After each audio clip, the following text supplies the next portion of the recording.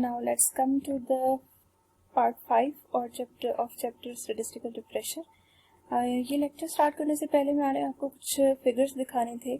हमने पिछले लेक्चर्स में कुछ ग्राफ्स को पढ़ा था, तो ये आप देख लें, ये हिस्टोग्राम होता है, ठीक है। इसमें ये क्लास इंटरवल्स हैं, ये एक क्लास है, यानी इसका ये बार एक क्लास के इस पॉइंट स्टार्टिंग पॉइंट से शुरू होता है, अपर पॉइंट तक जाता है, ठीक है।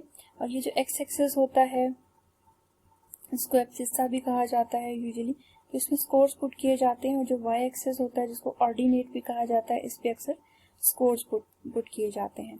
ये बार ग्राफ है। बार ग्राफ अक्सर कैटेगोरिकल डाटा के लिए इस्तेमाल होता है, मतलब दो कैटेगरीज हैं यहाँ जो हमने एक्स एक्सिस पे पुट की हैं, पास और फेल की। इसी तरह हम जेंडर भी कर सकते हैं, मेल फीमेल। और फिर देखते हैं कि पास कितने स्टूडेंट्स हैं। एक्स वाई एक्सिस यानी ऑर्डिनेट पे हमेशा फ्रीक्वेंसी होती है, तो यहाँ जी ये पास वाले स्टूडेंट्स की फ्रीक्वेंसी शो हो रही है और यहाँ फेल वाले स्टूडेंट्स की। इसके साथ साथ हमने फ्रीक्वेंसी पॉलीगॉन भी पढ़ा था। इसमें भी क्लास इंटरवल्स हैं और हमने हर क्लास इंटरवल का मिड पॉइंट निकाला हुआ है, ठीक है। इस क्लास का ये मिड पॉइंट है, ये इस क्लास का। और हमने जो एक डॉट्स पुट कर दिए होते हैं हर एक क्लास के मिड पॉइंट पर, और उसकी फ्रीक्वेंसी जहाँ मैच हो रही होती है उस क्लास की, ठीक है।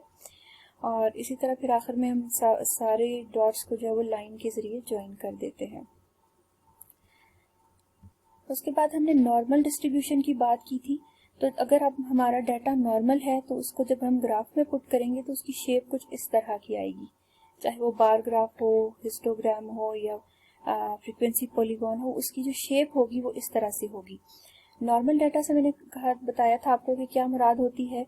जैसे हम कह देते हैं कि एब्सिस्सा यानी जो एक्स एक्सिस है उस पर हमारे स्कोर्स पुट किए हमने, और वाई एक्सिस जो ऑर्डिनेट है उस पर हमने फ्रीक्वेंसी पुट की है। तो जो एक्स एक्सिस पर है हम देखते हैं कि स्कोर्स जो है वो बहुत कम स्कोर्स, ठीक है, यहाँ से कम स्कोर्स शुरू हो रहे हैं, यहाँ एवरेज स्कोर्स आ रहे हैं और यहाँ बहुत हाई स्कोरर्स हैं। तो आप देख रहे हैं कि कम स्कोर करने वाले लोगों की फ्रीक्वेंसी भी बहुत कम है और बहुत हाई स्कोर करने वाले लोगों की फ्रीक्वेंसी भी कम है। मैक्सिमम लोग जो है वो एवरेज स्कोर, जो ये दरमियाना स्कोर है, मैक्सिमम लोगों की तादाद जो है वो दरमियाने स्कोर में आ रही है, ठीक है। तो नॉर्मल डाटा को, नॉर्मल डिस्ट्रीब्यूशन को जब हम ग्राफ में पुट करते हैं तो उसकी जो शेप आती है उसको हम कहते हैं बेल शेप कर्व, ठीक है। ये बेल शेप कर्व आती है, नॉर्मल डिस्ट्रीब्यूशन को शो करती है। अच्छा, ये हमने पढ़ा था कि बाई मॉडल डिस्ट्रीब्यूशन यानी जिसमें दो मॉड्स हैं, ठीक है। ये एक मोड और ये दूसरा मोड, यानी ये फॉर एग्जांपल ये फ्रीक्वेंसी 10 को शो करती है, यानी 10 लोगों ने ये इस रेंज में स्कोर किया है और 10 लोगों ने इस रेंज में, ठीक है। तो ये बाई मॉडल डिस्ट्रीब्यूशन। अगर हमारा डाटा नॉर्मल कर्व की शक्ल में है, बेल शेप में, तो हम कहते हैं कि हमारा डाटा जो है वो सिमेट्रिकल है, इसमें सिमेट्री है। सिमेट्री से क्या मुराद होती है कि किसी चीज को दरमियान से दो हिस्सों में अगर हम डिवाइड करें तो उसका राइट और लेफ्ट बिल्कुल एक जैसा होगा, ठीक है। तो इस कर्व को अगर हम दरमियान में दो हिस्सों से डिवाइड करें तो इसकी ये साइड और ये साइड बिल्कुल सेम है ना, ठीक है। तो इसका मतलब है कि हमारा डाटा जो है वो इस वक्त सिमेट्रिकल है जी। सिमेट्री के अपोजिट एक चीज होती है जिसको कहा जाता है स्क्यूनेस।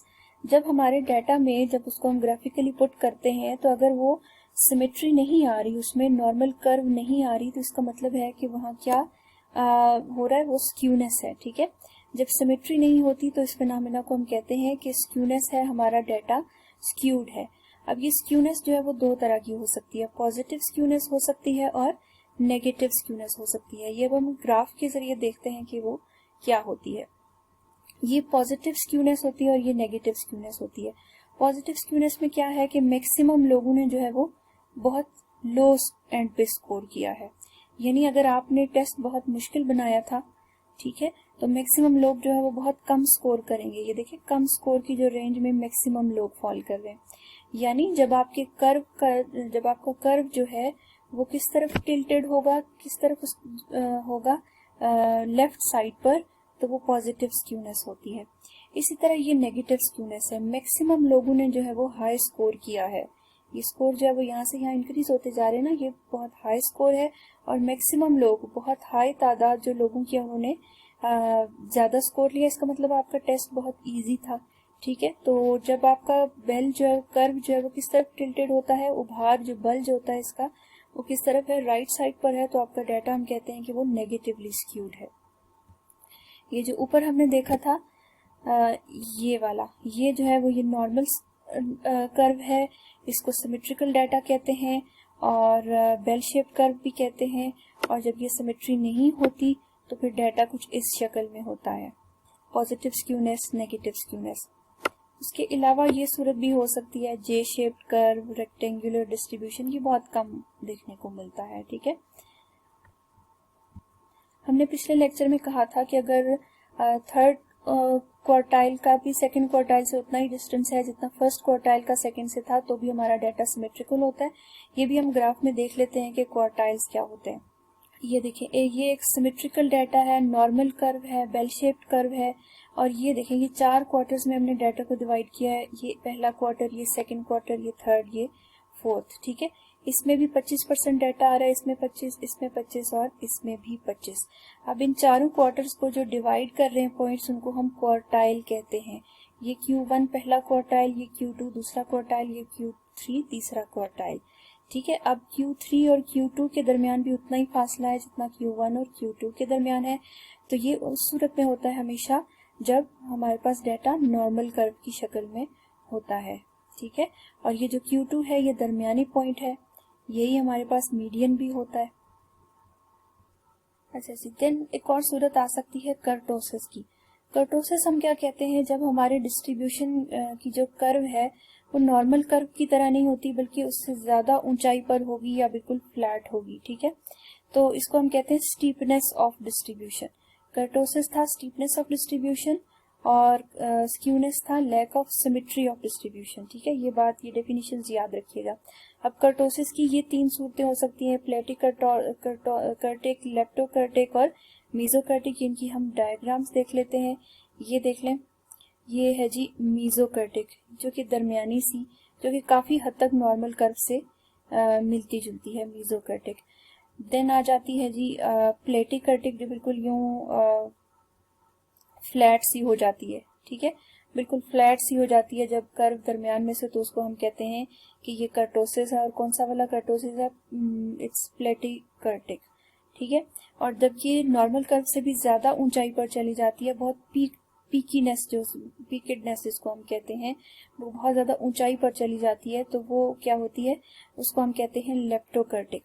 ठीक है, तो अब ये सारी जो है वो कर्व्स हमें डिफरेंट इंफॉर्मेशन प्रोवाइड कर रही हैं about the nature of our distribution.